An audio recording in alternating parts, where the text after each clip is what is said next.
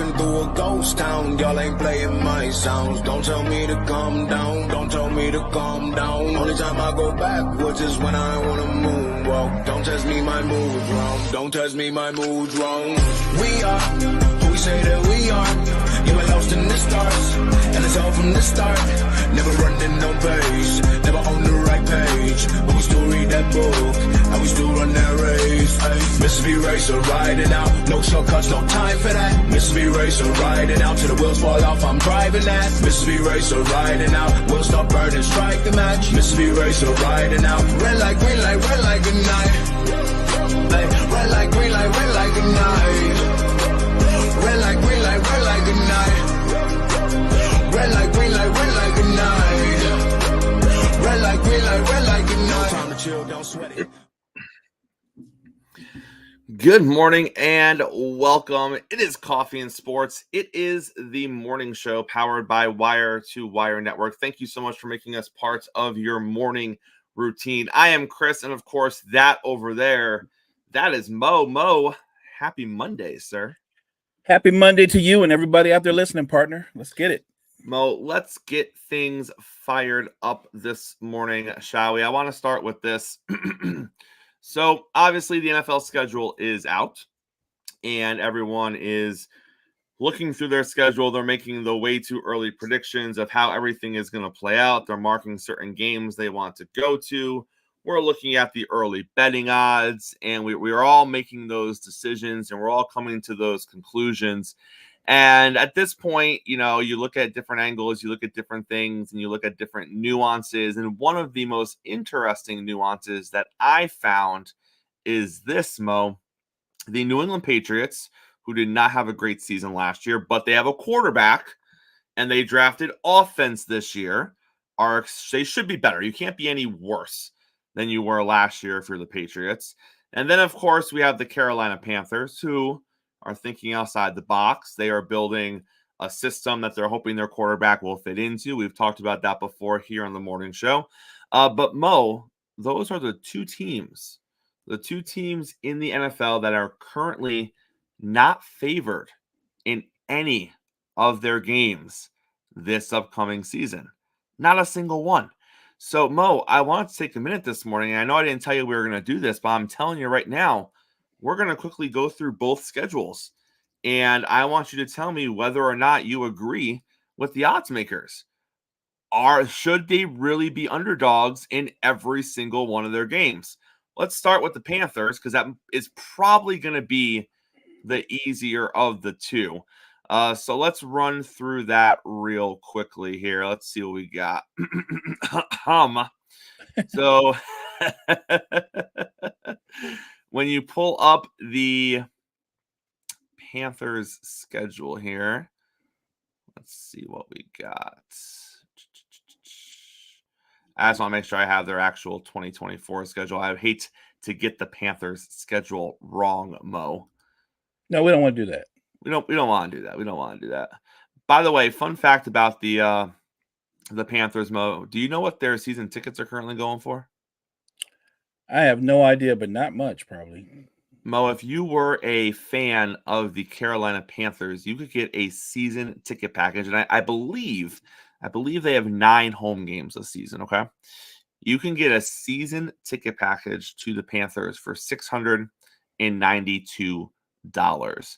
Now, Mo, everyone consumes their football games in different ways.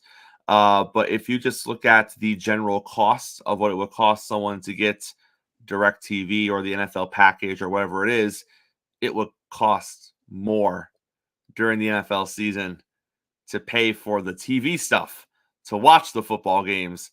Mo, we've reached the point where it is cheaper to go and be a Carolina Panthers fan at all of their home games than it is to sit on the couch in the comfort of your own home and pay the monthly cable bill and watch the Carolina Panthers on TV every. How crazy is that? Yeah, I mean, it's crazy, but it's also, see, sitting at home, I have the convenience of going, oh, this is terrible, and I can turn the channel. You know what I'm saying? Like let's not underestimate the value of being at home, or I could just walk away from it. Or when they're getting beat down by 4 or 5 touchdowns, I can go, this is gonna be a bad one. Let me just go ahead and switch it over to AV1 and play some Madden. I can just keep it moving. Well, here's what we're going to do. I will give you the teams, and you will just give me a yes or a no. Yes, they should be an underdog, or no, they should be a favorite. We're going to start with the Panthers.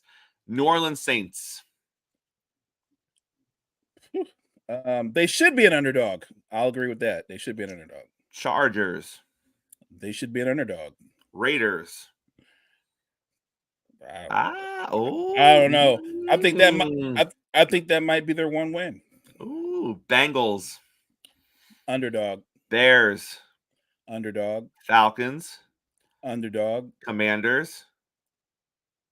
I'm still gonna say underdog. Broncos. That's interesting. Right? That's two, right? Okay. I'm just saying. I'm gonna say 50-50. I won't say underdog. Yeah, we already said the Saints. How about the New York Giants? I think underdog, even though I'm not high on the Giants offense, but I'll go underdog. Chiefs. Underdog. Bucks. Underdog. Eagles. Underdog. Cowboys. Underdog. Cardinals. I'm going to go underdog. Still got faith in Kyler Murray. I'm going to go underdog. All right, that's 2. We came up with 2 where we were like, with the Panthers. All right. So, but they are underdogs currently in all of their games heading into the season. Let's take a look at the New England Patriots. Obviously, for the first time in forever, the Patriots have decided, hey, we're going to draft offense and we're going to try to have a competent team. So let's see what that looks like. First game of the season, they got the Bengals. Underdog. Seahawks. Underdog. Jets. Underdog. Niners. Underdog. Dolphins. Underdog. Texans.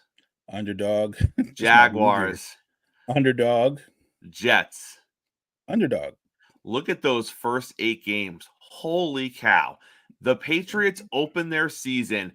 Bengals, Seahawks, Jets, Niners, Dolphins, Texans, Jaguars, Jets. Mo, they could be 0-8. They could be, but they could also look at it this way. I see it as an underdog that they should lose those games, but they could blow our minds. Let's say they go 3-5, right? I'm just saying. I don't know if I see 3 wins in there. I mean, if the Jets suck, maybe. I don't see 3 wins either, but that's why I said they could blow our minds. Right. All right. How about week 9, Tennessee Titans? You know what? That's probably a nail biter. Chicago Bears? You know what? At that point, we would have a really good idea what Williams is or isn't. But I'll say I'm going to give the Bears the edge. Okay. Rams? They're losing that game. Dolphins? They're losing that game. Colts? They're losing that game. Colts are pretty good. Cardinals?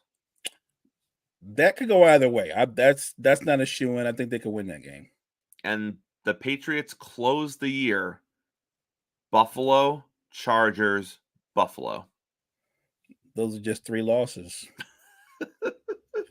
Mo, those first 8 games are wild.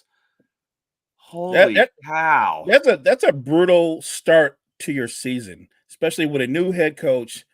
Obviously, expectations are high. You get your new quarterback. You've added all these pieces offensively. And again, I don't know. We're going to see them work out in training camp. We're going to see preseason games. Maybe you'll have a better idea of what they could be. And we don't even know if their rookie quarterback will start, right? They didn't bring Jacoby Brissett there to sit immediately. If he's the starter and he holds on to that job, I'm just saying it might be a minute before an old boy gets in, because I know everybody wants to see him out the block, but I'm like, look at you just pointed out that schedule. He better really shine in OTAs and in the preseason for him to get the start. So, Mo, we were going to talk about this a little bit later in the show, but we're going to talk about it now. So, I'm going to give you those first 8 games again for the Patriots.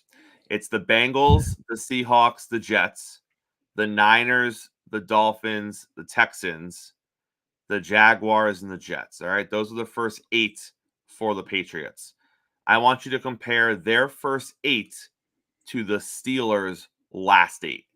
Because up until I looked at the Patriots' schedule this morning, I said there is no tougher 8-game stretch than the Pittsburgh Steelers to close the season. Mo, here's what the Steelers have. They have their bye week 9. They come out of their bye and they play the Commanders. And then this is how the Steelers finish their season. Baltimore, Cleveland, Cincinnati, Cleveland, Philly, Baltimore, Kansas City, Cincinnati. Wow, that's a devastating.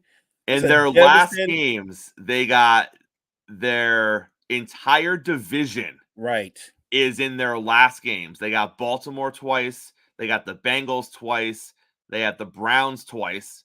So 6 of their last 8 games is their entire division. Plus they have the Kansas City Chiefs and the Philadelphia Eagles. Insane. That's what the Steelers finished their season with. What in the world? Who hates the Pittsburgh Steelers? Because what did they do to deserve that? Now, the beginning of their season, Atlanta, Denver, Chargers, Colts, Dallas, Vegas, the Jets, the Giants, the Commanders. Say what you will. There's a couple of challenging games in there. The Jets could be a challenge. The Cowboys and the Chargers could be a challenge. But what did the Steelers do to get all 6 division games in the final 8 weeks of the season? And then we're going to throw the Chiefs and the Eagles in there just for funsies. Right. Like the Chiefs and the Eagles are like your relief. Right. anything but. That is a murderer's row the way to finish the season, especially when you look at a team like the Steelers, who I think most of us thought with what they had done in the offseason, we said, well, Steelers going to win at least 9 or 10 games at least. They're going to be right there in the hunt. Maybe, you know what I mean? But within their division now, so much is dependent on those last games. Those are all the key games. And it's not just division games. Those are tough matchups. You're talking about the Ravens and then that defense with the Browns, and people think their offense will be better, and maybe it will be. And then you've got the Bengals, and I think you got Joe Burrow on a mission, right?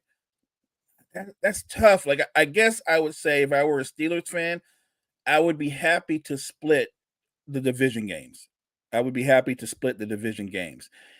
And I would be even happier if I could split the division games and somehow get a win versus either the Eagles or the Chiefs. That's how I look at it. Now, are they going to beat the Eagles or the Chiefs? If you ask me right now today, I would say no. But that's why we go through the course of the season. Are the Eagles going to be as good as we project them to be? Is because we know Kansas City is going to be there. The only question with Kansas City is, as long as they don't have any major injuries, you already know that the Chiefs are going to be right there. So I really think that looking at the Steelers' big picture, that second half of the season, Russell Wilson, if he's the starter, better be playing really well. He better be playing really well, because how they finish that second half, they're going to go, that was because of Russ, right? Or maybe if Russ is playing just so-so football and they're just over 500 going into that stretch, maybe Russ gets yanked for the younger, more talented player coming. And it's tough because you got the Bengals with Joe Burrow coming back from injury. You would love to get him early in the season, knock some of the rust off, and maybe take advantage. Nope, don't get to do that. You look at Cleveland and their injury situation at quarterback. You would love to get them early if you're the Steelers. Hopefully they got a little rust that, they're catching up from. Nope, you don't get to take advantage of that. You get them prime second half of the season. We know where they are. Playoffs are laid out in front of them. And damn, that is tough. And I was upset about the Dolphins' schedule, because I was looking at Miami's schedule and I was like, man, Miami gets 3 home games in the month of September, and none of them are in the Florida sun. Not a single one of them, Mo. No 1:00 start times, even though they got 3 home games in the month of September. Wow. What kind of garbage is that? And then Miami has this fun little stretch where they go 47 days without playing a home game. Yeah, 47 days. Road 47 Warriors. days, no home games. Love it. Love what they did to Miami. Damn schedule makers. All right, let's get JG up in here. We got some baseball things to discuss. And when we got baseball, there's one person we're going to talk about it with, and that is our guy, JG. JG is coming up on the show now. JG, how are you this morning, sir? Man, I'm doing good. How are you guys doing this morning? Morning, JG. JG, the coffee tasted better this morning. The birds are just singing amazing songs. The Yankees had the longest winning streak in baseball, best record in the American League. They've given up the least amount of runs, I believe, of any pitching staff in baseball right now. Garrett Cole isn't even playing. It's like Garrett Cole, who? Mr. Cy Young hasn't even showed up yet. JG, I got no worries right now. We just beat the crap out of the horrible White Sox. Like, that team is terrible. But JG, we are going to start with Yankees conversation this morning, because it has been confirmed the Yankees have started to talk contract with Juan Soto. Juan Soto was asked about what that looks like, and he was very honest, but at the same time, very non-committal. He said, listen, if you want to talk numbers, they know how to go about doing that process. We'll listen to anything they want to talk about, and we'll just go from there as it progresses. Not really giving in one way or the other of how he feels or what he thinks or what he wants, which is to be expected. So, JG, I ask you this question because two anonymous MLB execs, always anonymous, have come out and said there is zero chance that Juan Soto would ever sign a deal before he actually hits free agency. But, JG, I ask you this question. Do you think there is a number? Like, is there a number in his mind or in his agent's mind where if the Yankees hit the number, and I don't think they would, because I don't think they would bid against themselves. So I very much think he's not going to sign a deal during the season, and they're going to wait to see what the market is for him, and then they'll match or go above whatever that number is, because that's how these current Steinbrenners work. But can you see a situation where they have a number, and if the Yankees were to somehow go to that number, he would sign a deal? Because I'm sure they know what they want for him. So let's say the number is 450. If that's what they're looking for in the offseason, if they go to the Yankees and say, you make it 500, we'll sign right now, I don't think the Yankees would do it. But do you think they have a number where he would sign before free agency? Because, again, they would just be betting against themselves right now. Or do you think they really think they could really hit the moon come free agency if he has an MVP season, if the Yankees get to a World Series because of him? Because obviously all of that is going to help his value from where it is now. Yeah, and that's the mindset the Yankees have right now is, let's see. As you said, there's no reason for Soto to agree to a deal at the moment right now in May of 2024. But the Yankees are going to try to move fast, because if he continues to have the season he's had so far throughout and wins the MVP, that number does increase every month as we get through the season. And he's going to, and we know how Scott Boras works. That's one of the reasons why a lot of people say there's not going to be an extension agreed upon in the middle of the season, because Scott Boras doesn't work that way. Scott Boras wants his client to go to free agency. We've seen that this past offseason with Blake Snell and Jordan Montgomery and so on, that they've had offers during the season. They turned them down. They went to the free agency, and they were able to do business despite that it wasn't the business they were hoping for. We know Soto's not going to endure the same situation that Blake Snell and Jordan Montgomery are. We know he's going to get a huge number.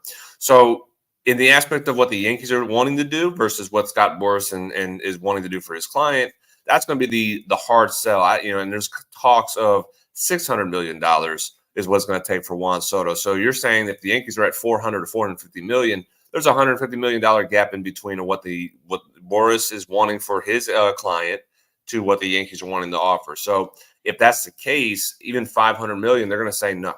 I think, and at this point, again, the Yankees don't have to up their negotiation, just like Scott Boras and Soto does not have to lower their negotiation down. So this is what the hard part is, working with an agent like Scott Boras. And that's the hard part as far as for a lot of the players who don't want to negotiate during the season. They want to continue to bet on themselves, because they know if they play as well as Soto's been playing, that number climbs each month as the season goes on. So the wild card, I'll agree with you, as you just said. The wild card is how are the owners of the Yankees, the Steinbrenner brothers, how are they going to handle this situation going into it? Because they did pay Aaron Judge big contract. They do have Garrett Cole on big contract. They have Giancarlo Stanton on big contract. Are they going to really want to get another big contract given out to Soto? The difference maker is Soto is significantly younger than the others that did get signed to a big contract. So,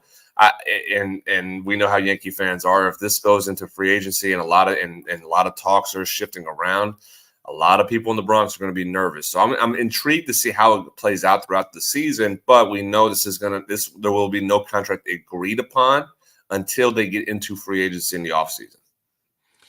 JG, I know we're going to just speculate right now, and I'm okay with that because I was excited to have this conversation with you. In the story that just keeps on giving, we find out that David Fletcher, who I believe, is he not in the Braves organization right now? Is he in their AAA organization? He is currently in AAA in the Braves, yes. Okay, so we find out that David Fletcher, who is common knowledge that if you're looking at work friends, not real life friends, if you're talking work friends, it is common knowledge that he is one of Shohei Ohtani's closest baseball friends, right? They played together for several seasons with the Angels, and they both acknowledge that we are good baseball friends. Whatever that means, you can decide. But now we find out, as this investigation into Shohei Ohtani's interpreter spans a little wider, that David Fletcher also was making some bets. He was also making some bets with the same bookie that the interpreter was making bets with. And JG, it's just another thing that I look at and I'm like, that's interesting. Shohei Ohtani's best friend of all friends, his interpreter, and his best baseball friend, David Fletcher, were all using the same bookie. And, it was Shohei's money that was being thrown around for the interpreter. Not saying David wasn't spending his own money. I have no idea. But JG, I saw that wrinkle come out and I was just like, isn't that coincidental? Where do you sit, sir? Just coincidental? Well, first, I want to make sure. Yeah, he's in the Braves organization, but this all as you make sure we just kind of put out. This was in the Angels. This occurred in the Angels organization, not my Braves. So I want to make sure that wrinkle's thrown out there. Man, there has to be. I'm curious because we see this in politics. Is a deal going to be made to David Fletcher to prevent him from being banned for life if he can give up a name and the name that we want to know is involved in this, that Major League Baseball and the FBI came out and said is not involved in this? Does Fletcher know something? I'm curious on that. Does Fletcher know more than what everybody else does? Because that's going to make things really intriguing. As you just said, he was very, and I got the article right here. And it stated Fletcher and Ohtani were good friends in the 5 years they played together in LA. Does he know something that I'm not going to sit here? I'm going to do something I never want to do as a journalist. But does he know something that Major League Baseball brushed under the rug? Because that's what this, again, we said this before. We said this when we first talked about this and how quickly the investigation, I thought, was supposed to take probably a year. I said it to you guys. I thought it was going to be a whole year-long process. It took them, 3 weeks to say Ohtani had nothing to do with it. Ohtani had no knowledge of this. And that was it. They brushed it under the rug. Does Fletcher know something to save his career? Because that's what it's going to end up being. He's going to end up having to save his career. Otherwise, he's banned for life. If there's, again, and I think there was, and I believe talking about if there was betting on baseball games, that's what they're going to be investigating more so, because right now it doesn't state that there was a poker game that he introduced. The bookie, the interpreter introduced the bookie to Fletcher at a poker game, and there's more. I think there's going to be more information that needs to come out here pretty soon about this, but if there is more, and he did bet on baseball games, and he says, I have information for you guys, but I'm only going to share it if I have a deal that my career is not over. Like I said, we see this in politics all the time. Mhm. So I'm intrigued on is this something that's going to take place, because the investigation is going to start. I think it's going to start today, if I remember reading it correctly, because since it's Monday now. I'm going to be locked in to say that this might be the story may not be dead now. And now the next question is are there more players that have bet?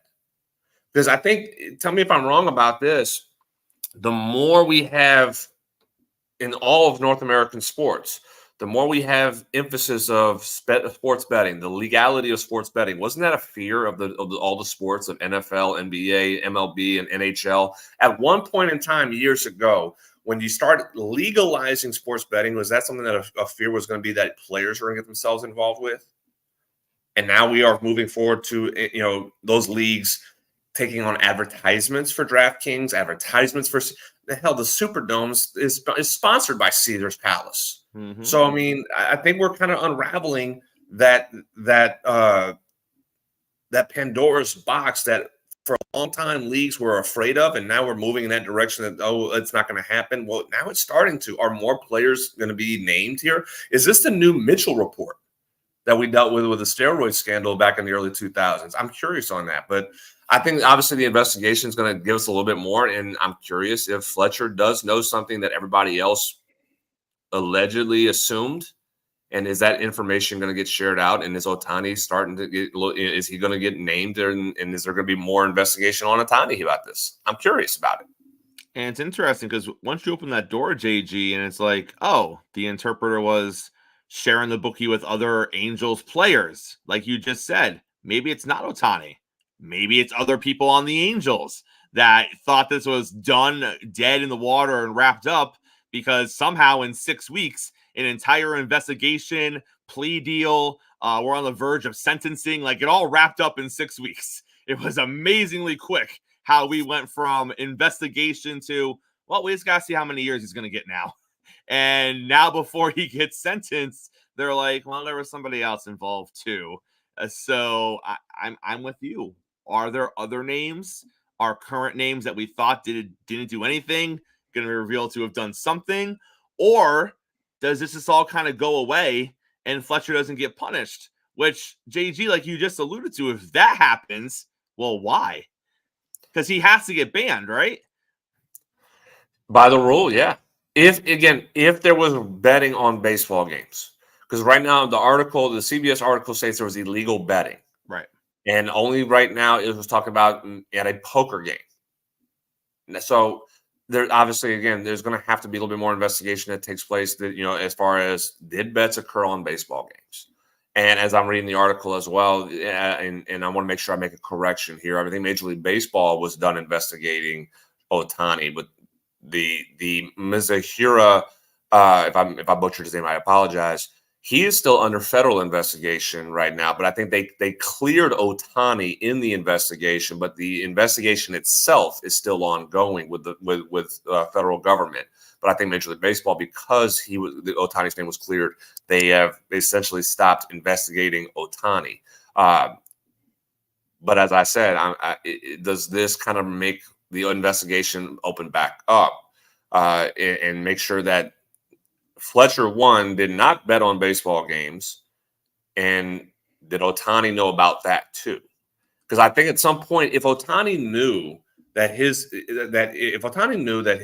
interpreter was getting people involved with the bookie, that means this whole thing was another lie, because that was supposedly the story and then the follow of the lie was Ohtani knew that Mizahira, and again, I'm sorry if I'm butchering his name, that he knew about the illegal gambling, that he knew he was betting on sports, and then turned around and said, no, Ohtani knew nothing. I stole the money from him. Right. But if Fletcher knew he was that there was betting taking place, there's no way Fletcher and Ohtani didn't have conversations. Your two best friends are involved in this, but you know nothing. So where is the next lie? And that's where I think they're going to need to figure out that Ohtani know. And if Ohtani knew that Fletcher was involved with Mizahira, did that money really get stolen again?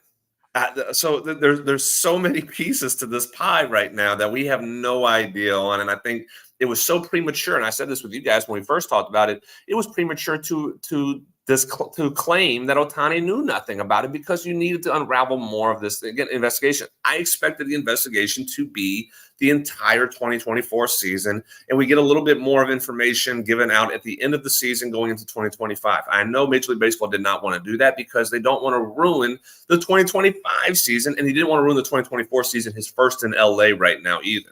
So there's too many variables that Major League Baseball wanted to avoid. They erased his name from this investigation as fast as possible so he can continue to endure success in LA. He can continue that Major League Baseball can continue to market him in LA with no problems whatsoever. But now, again, I don't believe in coincidences that much. That Fletcher was involved in illegal betting, again, at this point, regardless if it was on sports or not, and Ohtani didn't know that Mizuhara did not have a gambling problem.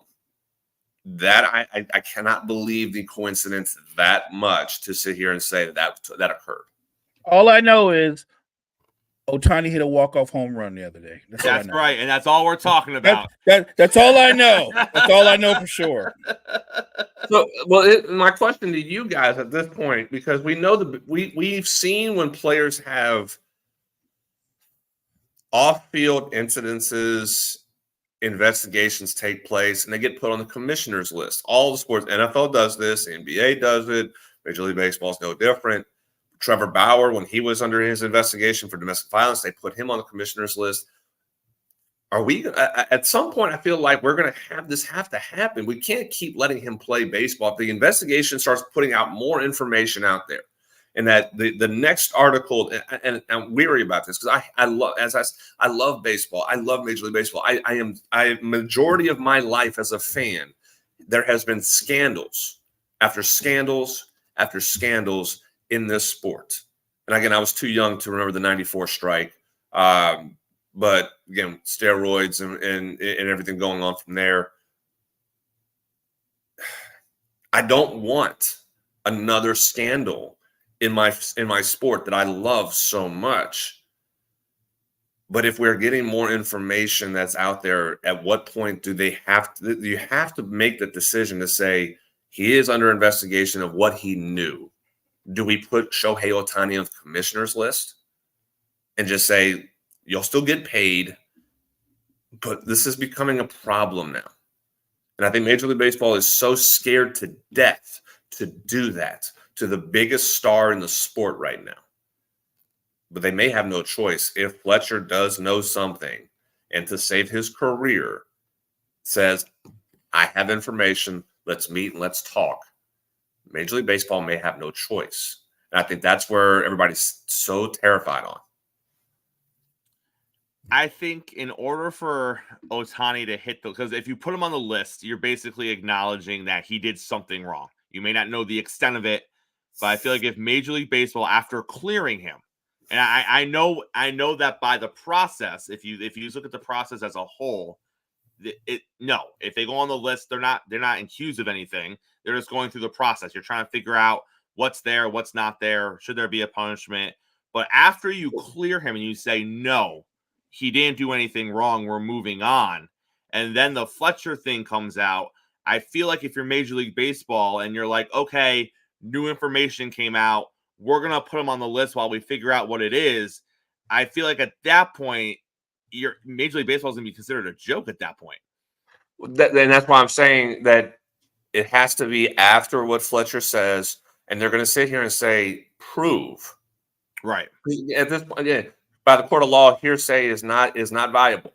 And if Fletcher just says, yes, Ohtani knew about this gambling problem, they're going to sit here and say, do you have proof? Before we make any action. So I want to make sure I make that very clear that what I'm saying to put him on the list, they're going to, and if David Fletcher says, Ohtani knows about what took place. He knew what was going on. He had an idea what the problem was. He knew how big of a debt that Mizuhara was in.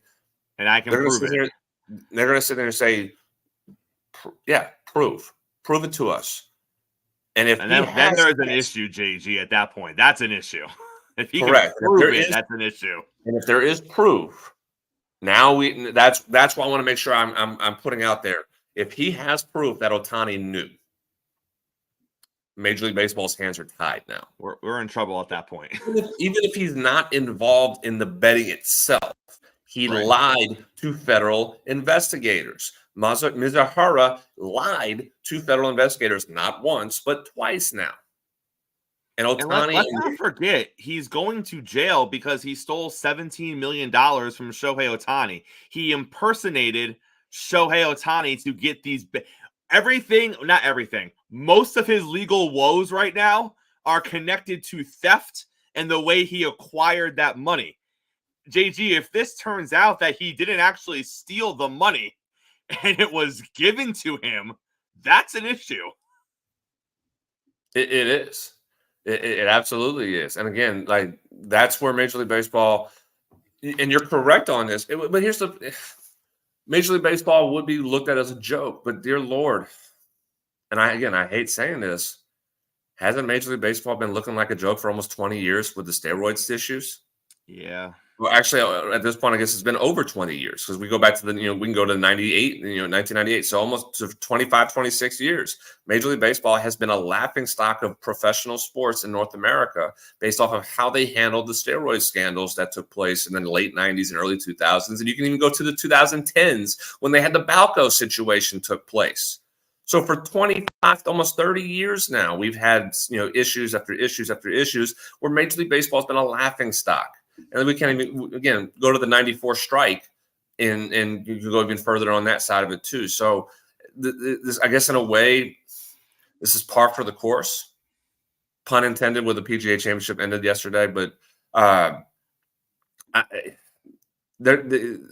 some point, Major League Baseball has to handle it the right way. And who's sitting back, probably with a cigar in hand, and just in laughing and enjoying all this nonsense, because he knows that if this falls apart and Ohtani is involved and something has to take place to prevent Ohtani from being banned, there's one person who's sitting back watching this whole thing unravel, and that's Pete Rose. That's Pete Rose waiting, because again, if hypotheticals, I'm making sure hypotheticals here, if Ohtani is involved in this situation, they cover, and Major League Baseball's covering it up, Pete Rose is going to the Hall of Fame. Pete Rose will be cleared and go to the Hall of Fame because he's going to take this to court then. I think that's going to be the next step. If Ohtani is being covered up in this situation by Major League Baseball to prevent him from being banned, Pete Rose will take Major League Baseball to court to lift his ban, and he'll be in the Hall of Fame. I think that's where we're going to, again, I'm big hypothetical, probably years and years away. But I think that's a potential outcome of this whole situation that took place. But again, it all has to be perfectly set up for that. And that means, what does David Fletcher know about Ohtani's involvement with his interpreter and his gambling situation? Does he get bought off too? Does his career end and Ohtani sends him a big check along? But he might be spending a whole lot more money on silencing people than politicians do at this point. JG, it's always a pleasure to have you on in the morning, sir. We'll see you tomorrow, okay? Sounds good, guys. Mo, just when you think the Shohei Ohtani stuff can't get any more interesting, we're giving gem after gem with this guy. It's the never-ending story now. And JG brought up a great point though. What if he ends up just going, okay, let me just write this guy a big fat check too, because that's what it comes down to. Even though he might be giving out all this money, in the bigger picture, to cover up for him, his legacy, and for Major League Baseball to a degree, right? Because they want to make him the face. I don't think there's a dollar amount they wouldn't pay. Mo, we had some basketball happen this weekend, and man, it is a good thing. It is a good thing that we did not get financially invested in what we thought the outcomes of some of these games were going to be. Let's go back to Friday night. Friday night, the Pacers even up their series with the New York Knicks. we thought the Knicks were probably going to wrap it up in 6, but we weren't going to be surprised if the Pacers came out and played well. No. And forced it to a game 7 just because of the roller coaster ride that this series has kind of been. And they did. They came out, they played well, and they forced their game 7. We go to Saturday night, and you had this prediction. You said the Mavericks were going to take it in 7. They ended up taking it in 6. But the Mavs go over the Thunder in 6 and push their way to the Western Conference Finals. So, Mo, let's start there. Heading into the Western Conference Finals coming out of Saturday night, when you're looking at this team with Luka and Kyrie, do they have what it takes to get themselves to the finals and maybe possibly win a chip?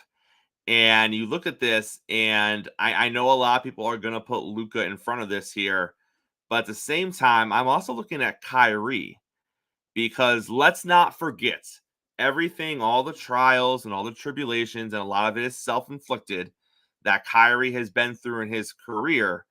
There has always been this little cloud that has hung over Kyrie of, well, you needed someone like LeBron to be there to get you. LeBron reined in your talent. LeBron was able to keep you on the straight and narrow, and that's why you had success early in your career. LeBron leaves, and you're allowed to be yourself, and here's what it is. So let's look at it from the Kyrie angle, Mo. What does this do for Kyrie if he wins a title without LeBron? And I'll tell you right now, I don't think it hurts LeBron at all. I know people are saying it's going to. I don't agree with that. But I think it does elevate Kyrie. If at this point in his career, seeing what the middle of his career looked like, bouncing around, not being able to be the guy, and he's not the guy in Dallas. I'm not trying to say that he is. But there was a point in Kyrie's career where I don't even think we thought he could be a number 2 on a championship team. And here we are. So I think this elevates his career a little bit if they win a title. I think it elevates his career because it puts him back on that line where we can recognize him for being a winning player. He's a winning player. He's a player that can help you win titles. But it also establishes the other side of that he can be a winning player as your number 2. Right. Kyrie Irving is your best player. If he's your number 1 option, you're not going to win a title. I've always thought that that's not going to change. You're not going to win a title. But in the current role where he's playing off of a superstar and they have a balanced team, I think you can win. And even though going into the Western Conference Finals, I had them beating OKC, but going into the Western Conference Finals, that I think, well, I give them a legit chance to get to the finals, no matter who came out of the other series between Denver and the T-Wolves. I think the Mavs have a chance to make this next the conference finals as good a series as their last series. Like, I still envision another 6 or 7 game series because I think they have certain matchups that they can take advantage of. It's always a chess match, but it really comes down to Minnesota's defense versus Dallas's ability to make shots. And that's really going to be the key to that series, really. The Denver Nuggets had everything in front of them, Mo. They had a 20-point advantage in Game 7, and then everything began to unravel as Minnesota clawed their way back into the game, eventually turning a 20-point deficit into a 5-point lead and riding that to an 8-point victory to get their way into the Western Conference Finals. Obviously, I wouldn't even call it a great basketball game. I don't know if you can say that when a team goes up by 20 and then loses by almost 10, and it's almost a 30-point swing. I don't know if you can call that a great basketball game, but it's better. Let's start here. It's better than a freaking blowout, is it not? It is, but you got to give credit to the Minnesota Timberwolves. And a lot of people were hitting me up last night like, oh, you thought Denver would win in 7. I was like, right. I thought the defending champions would win this series in 7. But when I tell you they can win in 7, that's me also letting you know Minnesota's good enough that it can go 7. It's not like a whitewash, like they're supposed to kill them. I thought it was that good a matchup. But if you told me going into this series that Minnesota was going to be able to beat Denver 3 times in Denver, I would have looked at you like you're crazy. And you would have said the same, like, well, no, probably not. Here's the crazy thing about this series. Wrap your mind around this. Minnesota wins the first 2 games, dominating style, just dominating. Denver then wins 3 in a row. So now we're like, Denver's in control. And then Minnesota turns around and wins the last 2 games of the series. And what I want to point out to everybody that's listening, every game that Minnesota won, they held Denver to under 100 points. Every game. And in 2 of those games, I think it was game 2 and game 4, they held them to 80 and 70 points. 80 and 70 points. So while I thought Denver should be favored because of the defending champions, when you look at Minnesota's body of work and what they were able to do to Denver when they were playing their A game, their defense had a stranglehold on Denver's offense. I'm looking at Michael Porter Jr., who throughout this season averaged about 49% shooting from the field, shot about 39% from 3. Those shooting splits dropped down to under 40% from the field and only 32% from 3. They locked down Porter, and the matchup hurt them because when you look at what Aaron Gordon can do, the things that his strengths are, his strength is not, he's not a natural scorer and he's not a shooter. It allowed Gobert to be basically the biggest free safety in the history of sports. When you put Towns on Joker, he has a lower center of gravity. He can get into Joker's body, but more importantly, Gobert can come over as a help defender, and that makes it a lot tougher for Joker not only to see his teammates, but to score. That was their best defensive matchup. That switch that they made, I thought that was one of the best parts of the series, or one of the biggest moves of the series. More importantly, look at the other guys like Jaden McDaniels. I thought Jaden McDaniels, those last 2 games, he was Minnesota's second best player. Locking down everybody on Denver on the perimeter and then giving you 18 points a game those last 2. I mean, he was outstanding. It's easy to look at this in a vacuum and go, well, Minnesota was so dominating, they're probably going to run right through the Mavericks. But I don't know. It's easy to say that. But if Luke, with a well-rested Luka, and he's dealing with these nagging injuries, but I'm looking at Dallas, here's the interesting part. And on paper, you look at Dallas and you go, well, this should be a series where Gobert is even better because there are no more dominant scoring centers in his path, right? Dallas has guys they set screens and they're rim runners, but they're not guys you throw the basketball to and tell them to go to work. So if you're Gobert, you're like, I'm going to even be better this series.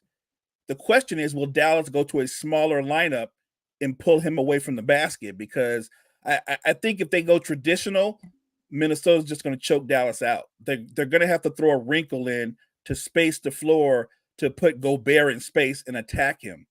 So I think Minnesota's going to win. I favor Minnesota to win the series, but I think it's going to be a terrific series. I don't think Minnesota walks through Dallas. Well, let me ask you this. Obviously, as an underdog and as someone who is trying to knock off a Nuggets team that was heavily favored coming into the series, and then once again favored as they were coming out of Game 5 to wrap up the series and go to the Western Conference Finals, the NBA world, for the most part, has embraced Anthony Edwards and his shenanigans, if you will.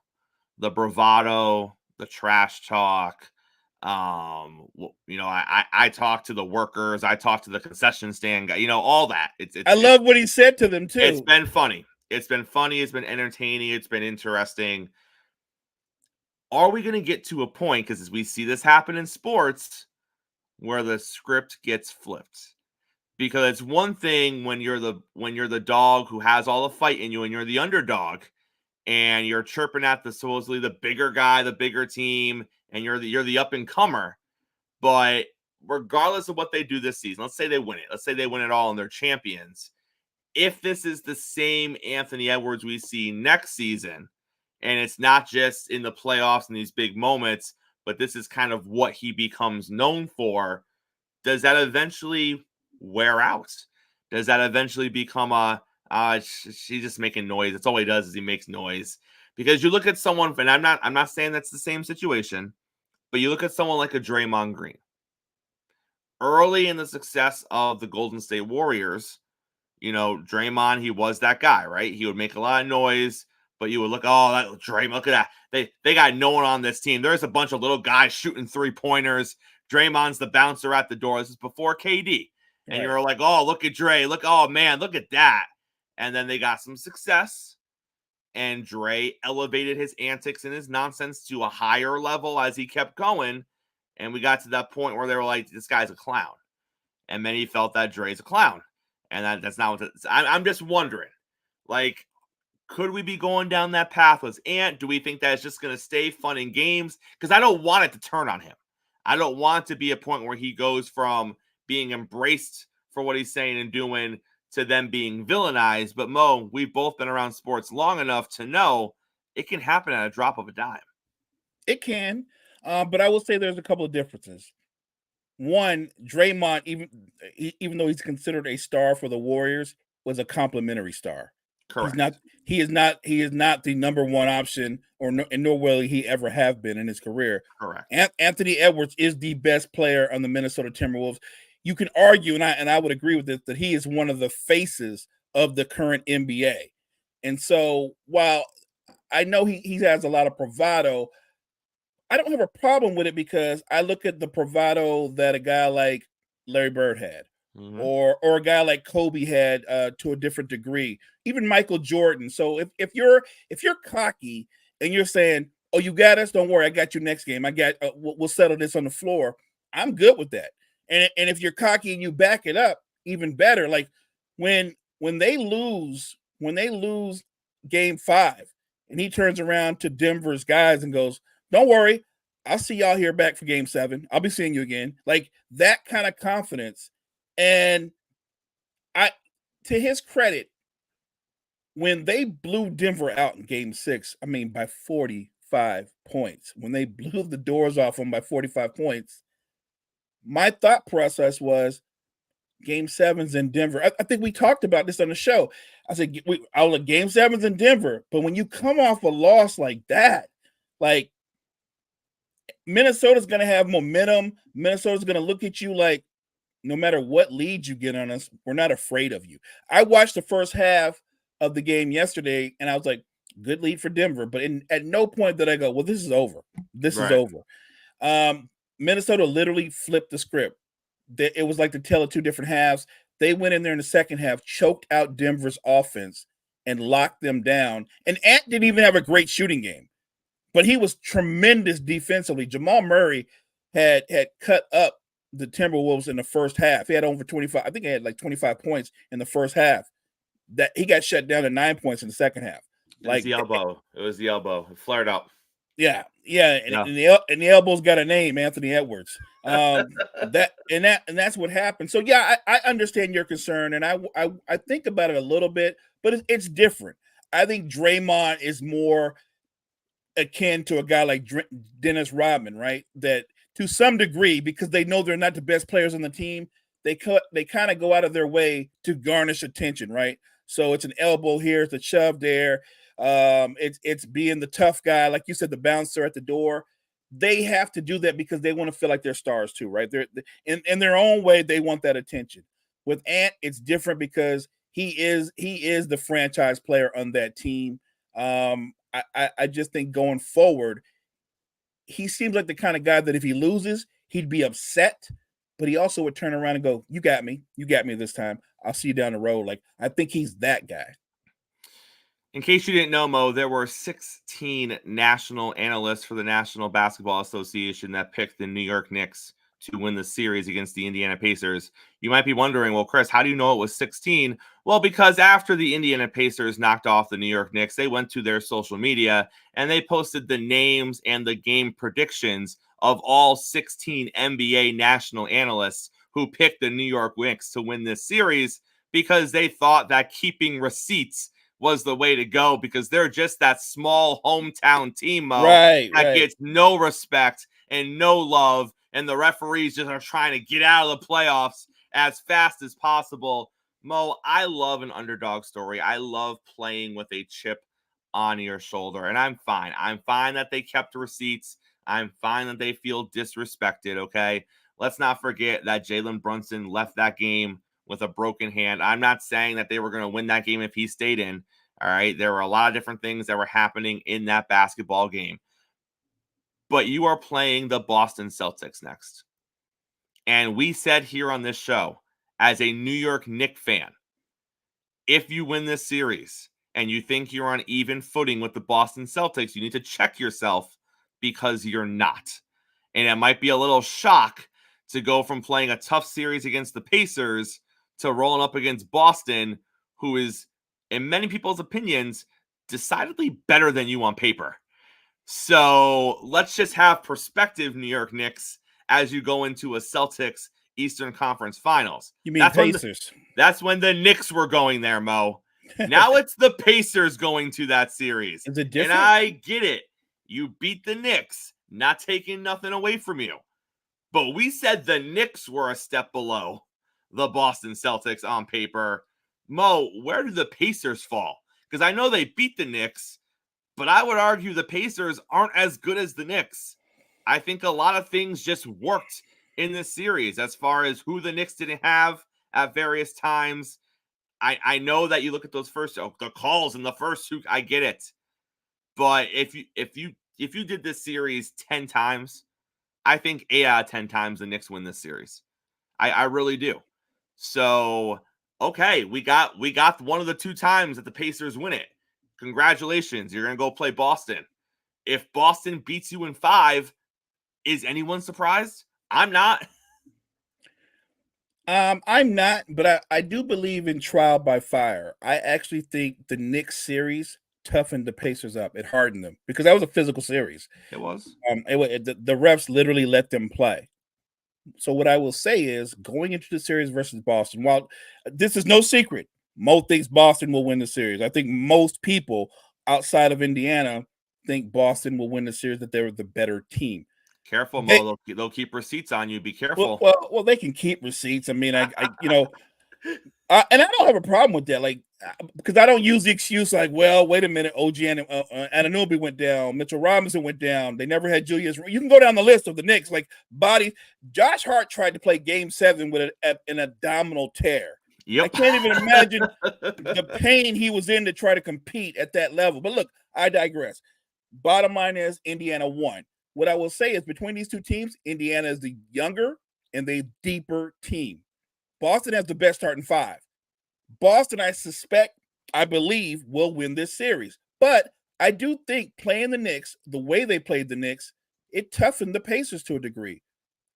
I think Boston wins this series in 6, but I actually think it goes at least 6 games because Indiana will have a couple of games where they play at their pace and they will lull ball. And by the way, Chris, Boston likes to take threes anyway.